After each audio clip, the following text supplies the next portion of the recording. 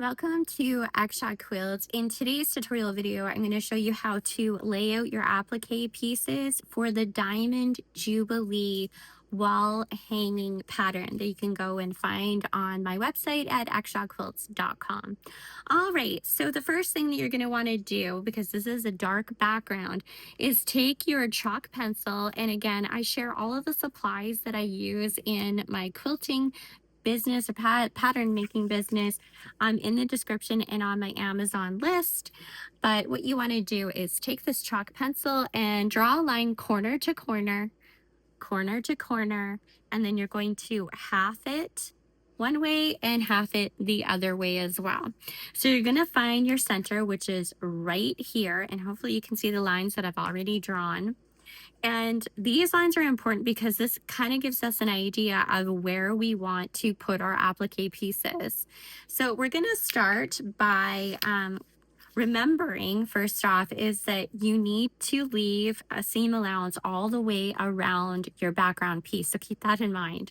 You don't want anything to be too close to the edge because you'll end up sewing over it. So just an FYI. All right, so the first thing that we're going to put down is the pot. And the reason that we want to put the pot down first is because everything else kind of comes out of that pot. The last thing you're going to want to put down are the little buds on the middle, the little center of the flowers. Where did I put those? So they look like this. They're just little black dots. And I've already put these on the applique fusible web. So if you're curious on how to do that, go watch my other tutorial video on how to put your fabric on your fusible web.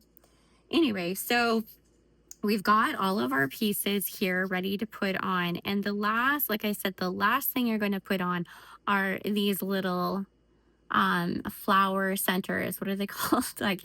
I think I can't think of the name right now. Anyway, so that'll be the very last thing that you put on your applique because it is on the top. So applique is a lot of layering. So what we want to do, if you're looking at the diagram, if you've purchased the pattern, you're looking at the diagram, is that the flowers go on second to last. And the reason for that is because we're going to hide the stems behind the flowers. So the stems, after we have this on, we can fuse this down because there are two additional pieces that go over top here. And this piece is where we're going to hide the stems that come out of the pot. So we have two stems that come down here with flowers, if you're looking at the diagram. And then we have stems that come out here and here with their flowers on top. So we're going to lay everything out using just Elmer's school glue. We're not going to fuse anything down with our iron just yet.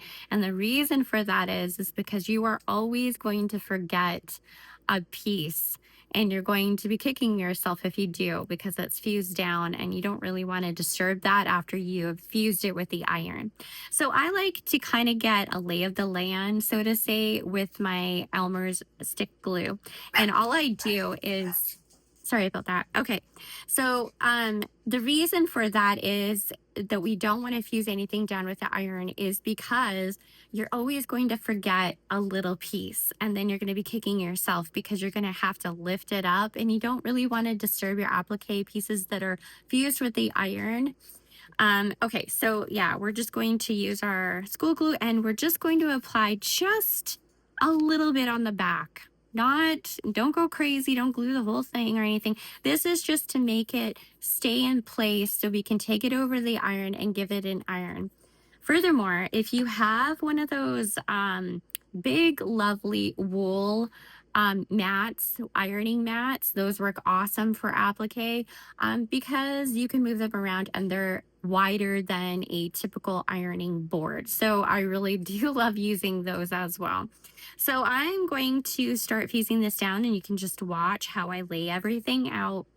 And then we can take it over to the iron and fuse it. So the iron temperature matters a whole lot. You do not want to use an iron that is really super hot. I recommend a medium heat Usually that is like a wool setting on your iron. So you want to use kind of like a wool setting, and you're just going to press your pieces down with the iron 6 to 8 seconds. I find that seconds is kind of the magic number, and you're going to release. Never swoosh. Never swish your iron around. You will not like your life. Okay. So that is what we're going to do. We are going to start with this piece right here, and we're going to build up from there. And like I said, we found our center right here, right? So what I want to do with this particular one is just kind of eyeball it. Another thing I do want to say before we get too carried away are all of the templates have letters on them, and I have added those letters to the diagram so you know where every piece goes. I'm not gonna go over all the letters in the video because I will confuse myself if I'm having to record and also look at the diagram. So I'm just gonna wing it. I'm just gonna go with what looks good to me. But if you are a little bit more nitpicky or I'm more of a perfectionist, then you can read those letters and go do that way. I have done it several times using the letters and they work out really nice. But for the video, I'm going to wing it. Okay, so for these bigger pieces, if you're curious on how to find the center of those, is just gently fold them in half like so, and just give it a very light press. Nothing crazy. You just want to see that crease in there, but you don't want a sharp crease, right? And we're just going to kind of line things up. And I'm seeing that this pot is a little bit lower, so I'm going to bring this down because my flowers come out of the vase or the pot, and they just kind of go out and up and take up a lot of room. So I want to make sure that I have lots of room for my stems and leaves and flowers and things like that. So we're going to bring down this pot to here, knowing that we also have a base that we need to put on afterwards. So like I said before, you want to make sure that you leave seam allowance at the bottom. You don't want to put everything so close to the bottom because you'll end up sewing that over, right? So we're just gonna kind of line everything up, eyeball it like that, and kind of get an idea of where we want our pot. Take your time with this. It's not a rush. It's actually quite enjoyable if you take your time. Another thing I do want to mention is I have just recently started doing a straight stitch with my applique rather than a zigzag stitch, and I find that so much more enjoyable. I do worry about fray, but I do it for the process. So I've switched from doing a zigzag stitch, which I do share all of this information in the pattern on stitch length and width and all of that. There's a lot of different stitches you can use. If you have a fancier machine, you'll have the blanket stitch, which you can also use. Zigzag, I find one to be one of the easier stitches to use, but straight stitch is like my favorite. Actually, I'm going to grab the other project that I just completed and just show you what the straight stitch can look like. I did this with like a dove colored thread. It's a 50 weight, and I did a straight stitch around all of my applique pieces, and I am in love with it. I love the look of this more than the zigzag. I just find that it's really quite pretty. It will fray over time, but it's a wall hanging, so I'm not super worried about it. But the amount of fraying that happens is not enough for me to want to go back to the zigzag stitch because I really do enjoy that straight stitch. So for the straight stitch, I use about a 2 to a 2.5 millimeter. I find that the 2 millimeter works really, really well. And ironically, you can use, and I have the applique foot, which is amazing, but I have also found that my zipper foot does a perfect seam allowance around the applique when I stitch it. So you might want to keep that in mind. So when I am stitching it with the zipper foot, which is very, very thin on a Juki or the Brother 1600, I really, really like that look. It's a perfect stitch with. You can't always see everything like on applique foot, but the zipper foot works really well. And for my Brother 1600, which is also the newest model of a 1500, in case you're curious. It's equivalent to a Juki 2010 or the 2000. So that zipper foot is amazing. I really bought it. I bought it off of Amazon. It works really good. Anyway, it works really, really well. It's quite enjoyable to finish, and it's really got me into applique a little bit more because I kind of dreaded doing the zigzag stitch. I will be honest. It is easy enough, but I wasn't in love with the look of it, I guess. So anyway. All right, so we can start putting this all together. So the first thing you're going to want to do is peel the paper backing off of your applique pieces, and you'll see this like shiny side, and that is the glue. And it's not glue, it's not sticky while you're touching it. The iron heats up the glue and then we'll fuse it to your fabric. But I like to use, while I am placing everything, is to use my glue stick. So I will do that, and literally you just need a little bit. Don't go crazy.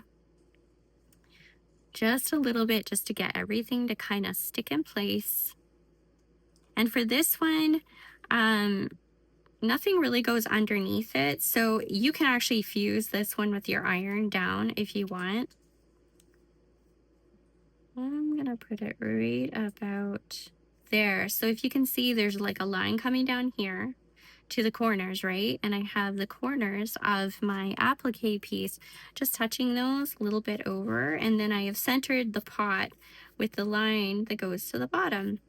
And I'm just going to brush it down a little bit to get my glue from the stick, the glue stick glue, to kind of stick it down like that. Then we can move on to the second piece, and this piece can also be fused down because there isn't any pieces coming out of it. So say, for example, this piece here had the flowers or any of the other applique pieces, then you would not want to fuse it down. I'm just gonna stick it down for now, and then we're gonna take this over to the iron and iron it. There we go. Okay, so for this bit, I can take it over to the iron because all of the stems that is going to be coming out of our pot actually get hid behind this piece. And depending on what color you chose for this is the espresso. So I am not concerned about fusing these two pieces down. I do not want to fuse this piece down because the stems come out of it, right? So we don't want that, because then you're going to have to pick up your applique, and that's not awesome. Okay, so I'm going to take this over to the iron and fuse this down, and we will carry on.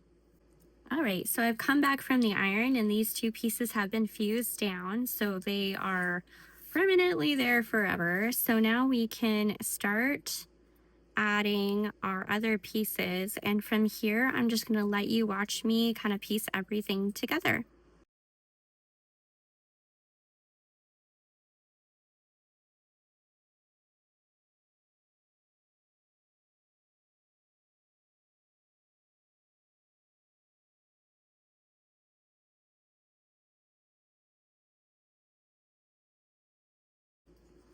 So I did want to mention that, again, you don't want to fuse your stems down until you have your leaves tucked in underneath and hiding. And you also kind of want to pay attention to your leaf shape and which way that you want to put that on. Like, be creative. You know, if you want to put it this way out, where the sharp point is facing out, then do that. But if you want to go the other way, then do that. You know, there's no rules. You're supposed to enjoy the process. But you want to pay attention and maybe, you know, make sure that you do that same thing every time, right? Okay, so now we have a small flower in here. And the small flowers go down here. All of the bigger blooms go up into the main bouquet.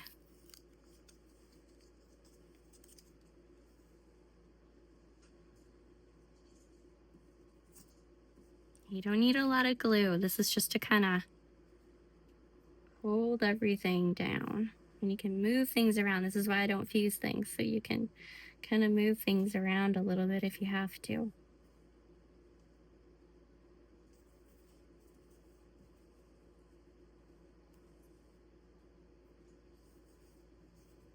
Right? And here is the little bud thingy. I cannot think of what these are called right now, but the center of your bloom. And after we get this bottom portion aligned and kind of centered, we can go ahead and fuse these pieces, okay? Because they're finished. And then we can move up to the other blooms here. So we need these. I'm going to move this out of the way.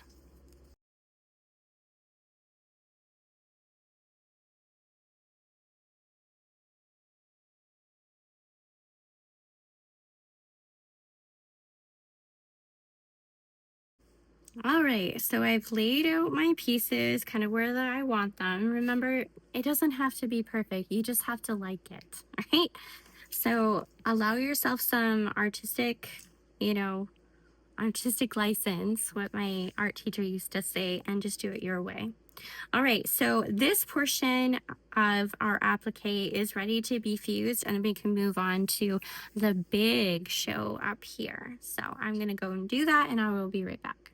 All right, so I brought it back from the iron, and I have not ironed this area because we still need to put another stem here. So I've left that open, but I did iron here and over here, and I just kind of went over this a little bit more because I felt like maybe it would lift, but I hadn't ironed it enough. But okay, so this is fused and ready to go. If you wanted to, you could go and sew those down, but I don't run that way. I like to fuse everything and then spend some time sewing it down. And if it does pop up, if there's a piece that pops up while I'm sewing, I just have a glue stick next to me, and I just use a little smear of that, press it for a couple seconds, let it dry, and then I just sew over it, and it's totally good. It's totally fine. All right, so let's continue on putting our applique together.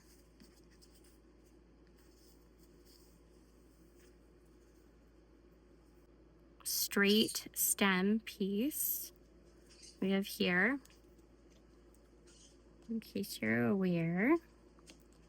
And like I said, just a tiny bit of glue. And this one goes directly on the line for the center. And we're just gonna push it down there, like so. And then we can start adding blooms. So we will just get an idea of where the bloom needs to go here. But we're not gonna fuse it down, remember. So we're gonna play with the pieces and make sure that we have them properly aligned before we decide to adhere them permanently. So I kind of like the way that's sitting there like that. And we're just gonna do the center because there's stems coming out of this flower, right? So we're just gonna add a little bit glue just to the center there. And then we're gonna grab our other stems.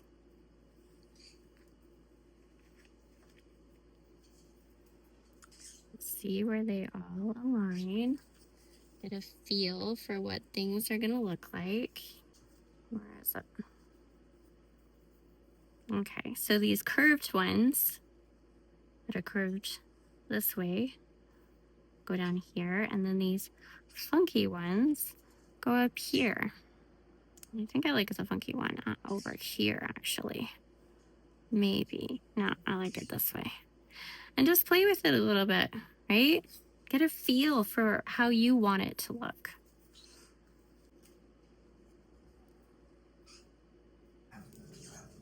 Okay, so I just slid this down. I didn't catch that on camera, so I apologize, but I'm gonna go back to quiet mode and you can just watch me assemble everything.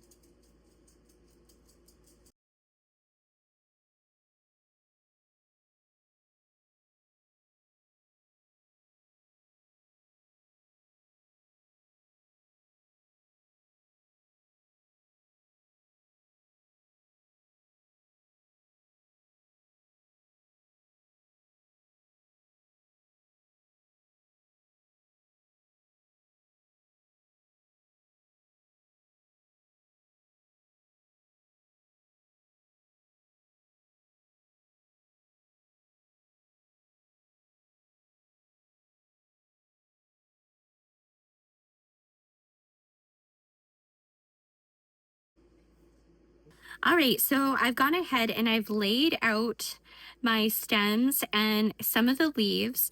And what I've done is I've just set down the blooms just to see where they're gonna land, because we still have leaves that'll go underneath these blooms.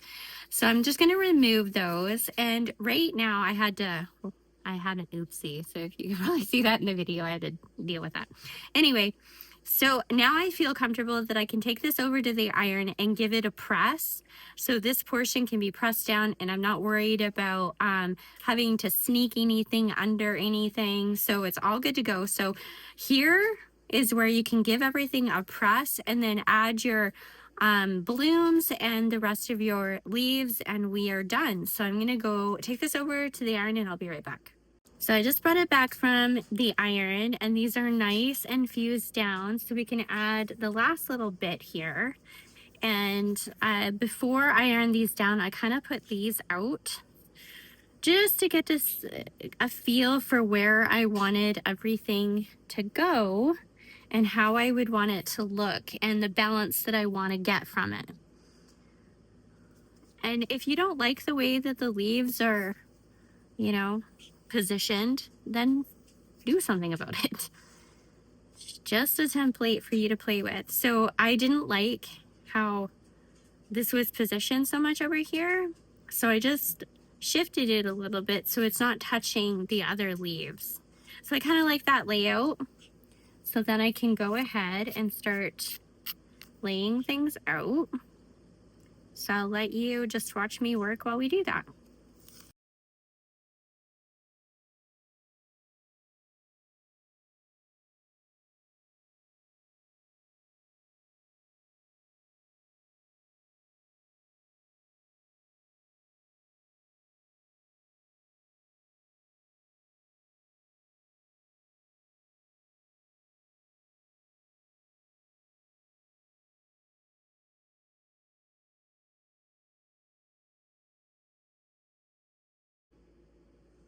All right, so we've placed the rest of our blooms with our leaves and we're ready to give it our last press. But this is what it will look like when we're ready to go ahead and sew. So I'm going to conclude the video here. I hope this was helpful in how you place your applique. And like I said, the pattern is available on my site at exshawquilts.com. So definitely go check it out and listen to the podcast if you like. Comment, subscribe, leave a like. I appreciate it all. Thanks again. Bye now.